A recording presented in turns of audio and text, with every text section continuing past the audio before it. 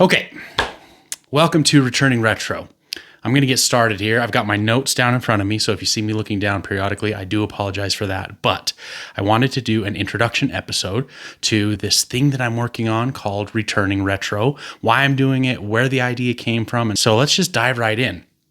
A while back, I had noticed that technology is different now. And what I mean by that is it plays a different role in our lives than it did pretty much at any other point in my life.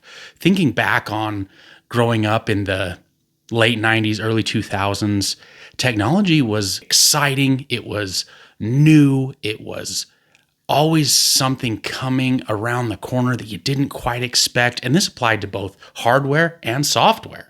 Somewhere along the way, things changed.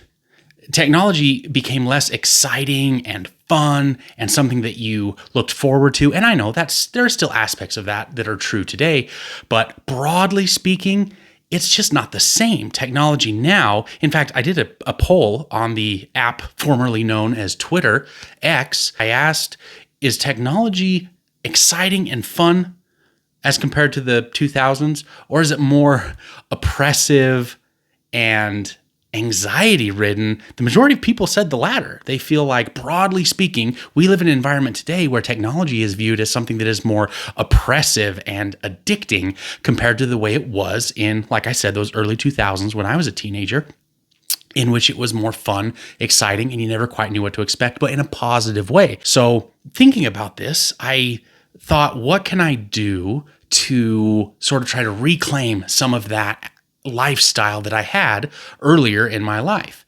And if I can do that, maybe that would be beneficial to other people that also, as millennials or even older, try to reclaim some of that exciting aspect, that fun aspect, those aspects where we use technology to enhance our lives, not allowed technology to dictate how we live.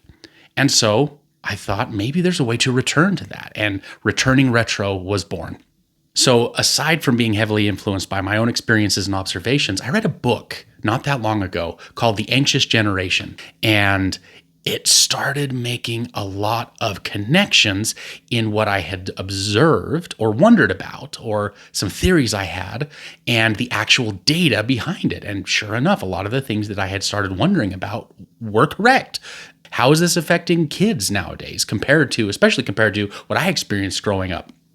Is it all positive? Is it all negative? Is it a bit of a mixed bag? In my experience, a lot of negativity coming out of there. It turns out I am far from the only one who have made these observations or even wanted to reclaim part of that lifestyle that is long gone.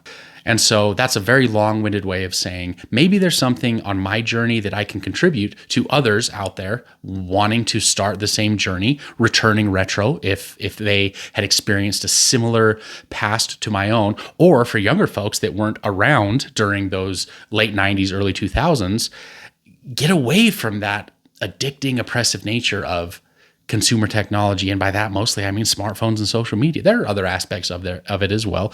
Online content in general, online gaming. There's a lot of things that tend to suck us in and sort of dictate the way we live. And this brought me to the thought of, is more or newer or strongest or fastest or most cutting edge always best? Not necessarily. I think in other areas of life, we can see this very poignantly. For example, we don't treat children's colds with meth or cocaine anymore. We did once. The turn of the century, there were medications that were used to treat common colds in children that had meth and cocaine in them.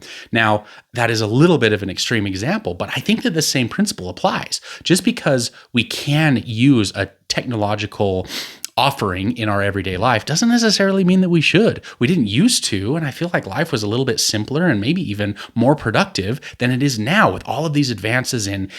We tend to get caught up in this and have this idea that we need more, we need faster, we need newest, we need now.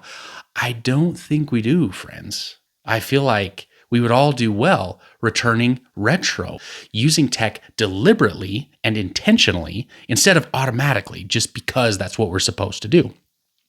So you may be wondering, well, Jake, it sounds to me like what you're describing is digital minimalism.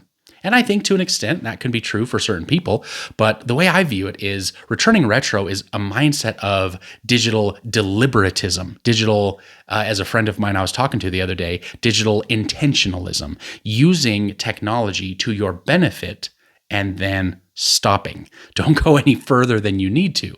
The purpose is to help people digitally declutter their lives, to help people from becoming or being needlessly dependent on technology. And that's going to vary from person to person. Where I live currently, I don't prefer to have a car. I need one. There simply are not public transportation offerings for me to get to work, to run the different errands that I need to during the week, take the kids to school.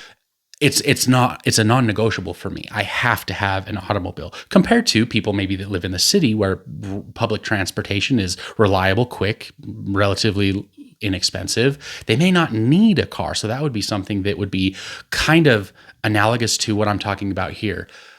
Digital deliberatism is using what you need and then stopping, really taking a step back and, again, the channel's namesake, returning retro. It's a little bit more difficult now, I think, than it was for me in that bygone era because I was very limited in the options that I had at the time. I didn't really have any choice. You couldn't really get addicted to these things because they just didn't exist yet. So returning retro, I think, is even more challenging than living retro at that time because all of the things are laid before you. And you really do have to make that choice, have the discipline to do it.